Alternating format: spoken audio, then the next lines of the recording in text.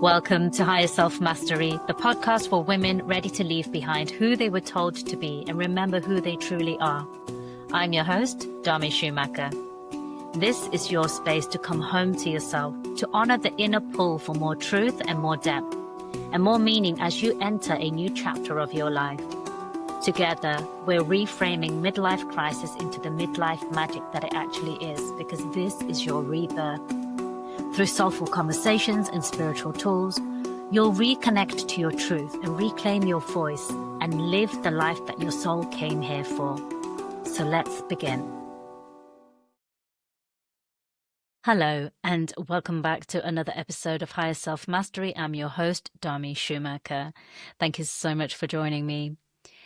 Let me start by asking you, have you been planting seeds this winter? Have you been getting closer with what it is that you truly desire, doing that inner reflection work and starting to manifest and put down on paper perhaps, or on your vision board, what it is you want to create moving forward for the next 12 months?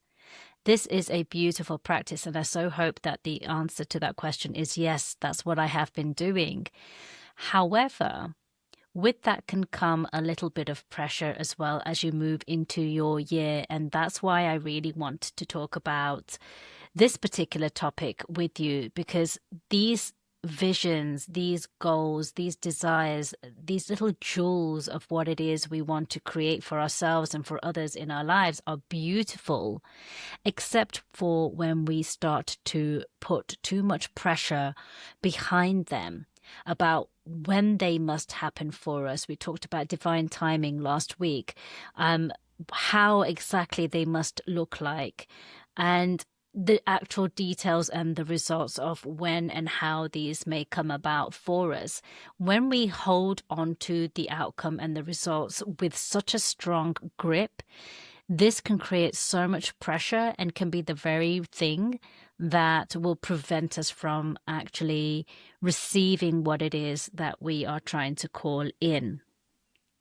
So today, I want you to be able to go away from this episode and have a lighter way of approaching your goals, your manifestations, with a lightness in the action that you take, and stay open to the redirections, stay open to the information that you receive through the redirections, and what that can actually mean and how that can help you to better move in the right direction to get what it is that you actually want. So the episode is about treating life as an experiment, one big experiment. If you run a business, this is applicable in your business as well, in all aspects of your life, especially in business, honestly. But in life too, whether that be our relationships, our health, in all of the sectors, right? You know the different sectors, the different areas that I always come back to, and you know those now well enough. So this is applicable to everything.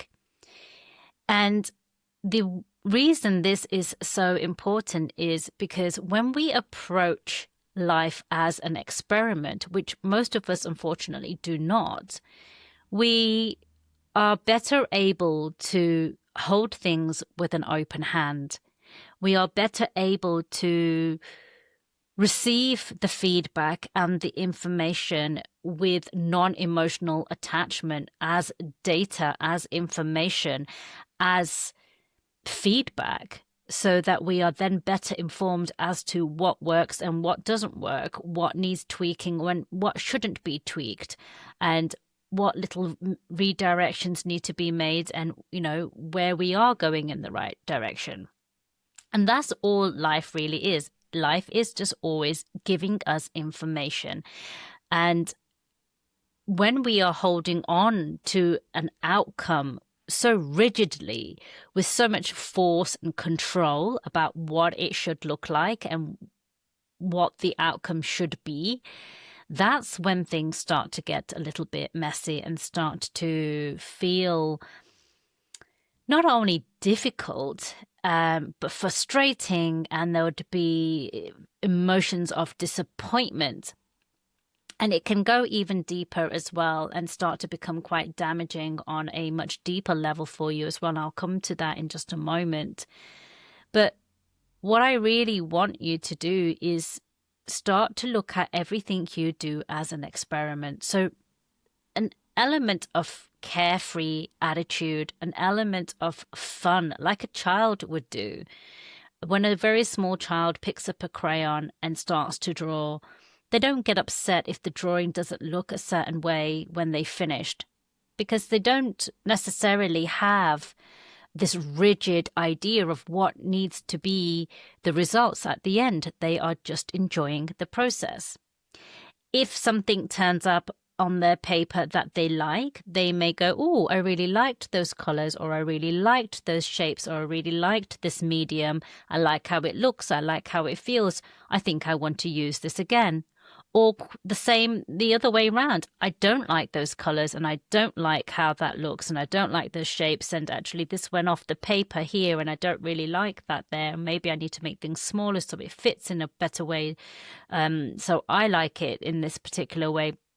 And it's just information, and that's how they learn. But it's the same for us as adults in life, in business, in everything that we do. However, because we, as adults, feel safer when we are in control, it's so difficult for us to lose our grip, to loosen our grip on the things that we are creating, because we have a lot of baggage that we carry. If it doesn't turn out a certain way, we start to attach so much emotion to it and are unable to remain objective and unable to keep the experiment or the outcome and the results separate from who we are. We start to make it all about us. We're meaning-making machines. Yes, we are, but we get very emotional and attached to these things.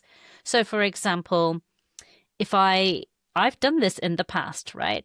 Because no one's immune to this. This is how we learn, and then you realize that actually this is not true. This is not a fact, but it doesn't mean it doesn't damage and hurt your ego a little bit, or it bruises your ego. It doesn't damage your ego, it bruises your ego, right? And that's okay, because sometimes our ego really just needs a little bit of bruising, and so that we can stand up and look back and say, well, I'm still here and I'm still okay and I'm still able to continue, even though my ego was bruised a little bit. But for example, when I first started this business, when I did some of those first initial launches, I would set the intention. I might say hypothetically, I want 30 people to show up live for the webinar that I'm hosting. And I would love for 6 new clients to sign up to the offer that I am then going to present at the end of this webinar. And that's going to be the intention that I'm setting. That's something within my means, etc. Right? So it's good. It's good to have a good goal and what it is you're working towards. However, where it starts to go wrong, and this is where the disconnection begins and where it can start to become a little bit damaging, is that if I don't achieve those results, and in the past there have been absolutely launches that haven't gone as well as I would have liked. I say as well, they have all taught me something, right? But they haven't had the outcomes that I have wanted or desired in terms of maybe the people showing up or registering or signing up to my offers. Initially, in those early stages of my business, I would make that about me. My webinar's no good. They're not interested in what I have to teach them in my offer. Nobody wants this offer. It's not of any interest to them. They didn't like the delivery. Maybe I'm not a good speaker. Maybe I'm not a good coach. Maybe I'm not a good teacher. Maybe my marketing strategy is all off, even though I was probably following a marketing strategy that was given to me by marketing coaches, right, who have tried and tested it. So the proof is there, but now I'm making it about me. And in those early days, it would all be so self-centered, like, I'm the problem. It's my fault. It didn't work. I knew it wouldn't work. It's never worked for me in the past. So why did I think it'd be different this time? I'm no good at this online game, et cetera, et cetera, et cetera, et cetera, et cetera. And your mind can spin off into all this doubt and negativity. And it's really, really damaging because I'm making it about me. However, once I learned to start to separate myself from my business, start to separate myself from life's experiments, even not just business, right? Experiments that I might do in my relationship with my daughter, experiments that I might do in my relationship with my dog, my husband, my work colleagues, experiments that I might do in my health, experiments that I might do surrounding my money relationship, all of those different things. It is just feedback. Once I learned to separate my emotions from the experiment, it suddenly began to feel so much lighter. And that is what I want you to be able to take away, because it is just an experiment. And then you're able to see it for what it is. It's just data. It's just information. That is all, nothing more. It's not personal.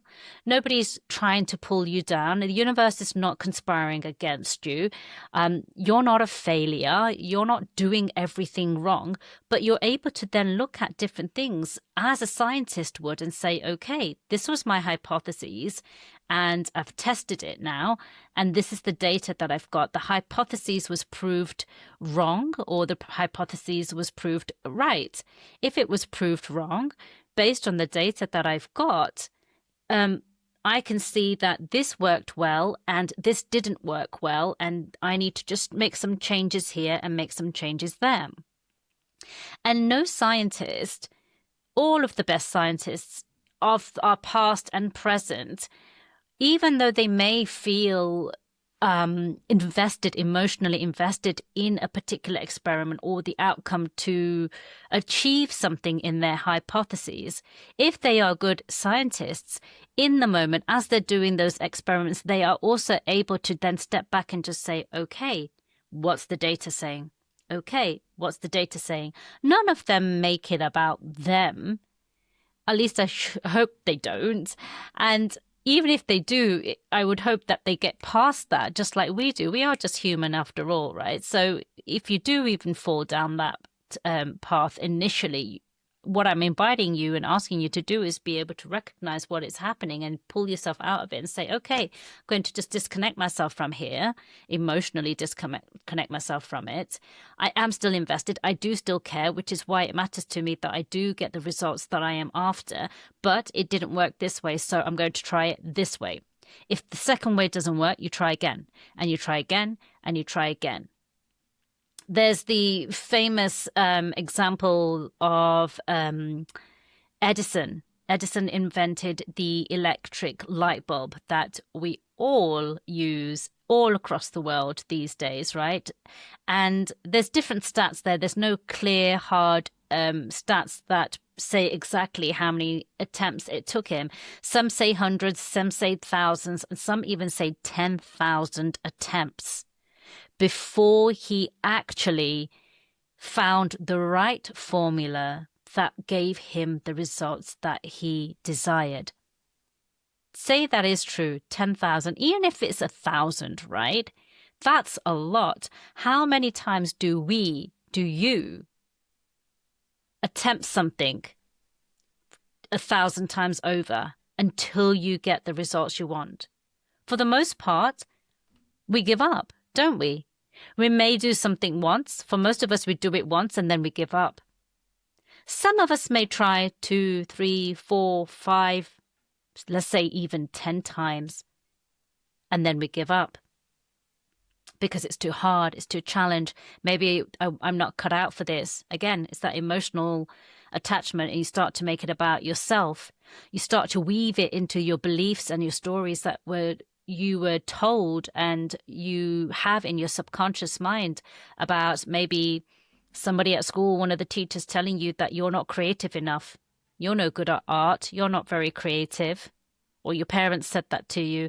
And now in this particular pursuit, you're trying to create something because it lights you up. It makes you feel expansive and it's what you truly, truly feel called to do. Then after those 5, 6, 7, 8, 9, 10 attempts, you may have had some perseverance and some resilience within you to do them as many times as you did. But then all of a sudden, that doubt, that little voice will come back in your head saying, I told you you're not very creative. What are you wasting your time for? And it's that makes us fail. And failing is us stopping. That's all it is. When we attempt something, when we carry out an experiment and it doesn't give us the results that we want, that's not failure. That's just feedback. Failure is when we stop and we give up. That's the only time you've failed, or failing is not even trying at all. So I just want you to ponder that for a moment. The beautiful intentions and manifestations that you've been seeding over this winter period, as you move forward into your year, I really want you to take care how you are taking action. I really want you to take care that you are taking action. And then what are you doing with the information that you receive in return, right? If things don't exactly go to plan the first time round for you, it's just information. It's just feedback. It's not personal. It's not about you. Don't make it about you. How can you do something differently so that you can still keep moving in the direction of what it is you desire? If one door closes, maybe another door will open. If a redirection occurs, be open to that redirection. Things may unfold better than you could ever imagine. And it's worth it. Edison did not give up. Could he have ever imagined the impact of his work on the scale in which it is used and benefits people today, all these decades later? No way. Absolutely not. He was solving a problem that existed in his time. But because he didn't give up, because he kept on persevering and did break through and did end up getting the results that he wanted, probably not, almost absolutely not the way he thought he was going to get them, but in a very, very different way after all those attempts. Look at what he has created. Look at the beautiful gift he has given to everybody for generations and generations to come afterwards. No more toxic oil lamps. No more having to switch off and go to bed when the sun goes down because there's no light inside. Although I counter whether that's a good thing or a bad thing. But, it certainly helps us to do things like this, or I wouldn't be sitting here podcasting in winter without artificial lighting. So the impact and the results far exceeded anything he could have ever imagined in his wildest imagination. He could never have foreseen this, but only because he didn't give up and he persevered. So you've done your test. You know what it is you're trying to achieve. As long as it's aligned for you, as long as, it is the right thing for you and it's for your highest good and for the highest good of everybody else, and you've done all of those checks, do not give up. Go through life with a little bit more of a skip and a bounce in your step. Just be lighter with it, be freer with it, have more fun with it. Because honestly, life is not worth going through and pushing through and forcing your way through and doing life seriously. That's not what it's about. You're meant to be here to enjoy the journey, and to enjoy the journey while you still have goals and that you want to achieve. Do it with a skip in your step. Just relax. And don't ignore the data. That's really important. Be the scientist of your own life and treat your life as the experiment that it is. I've got one more quote for you, and that's from one of my absolute favorite people, Emerson, another American scholar. And he said, all life is an experiment. The more experiments you make, the better.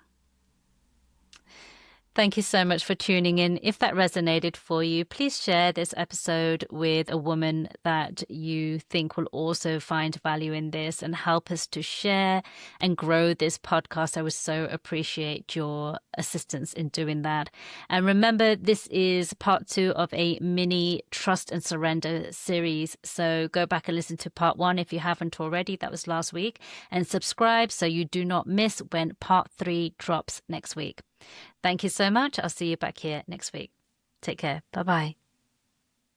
Thank you for joining me on this episode of Higher Self Mastery.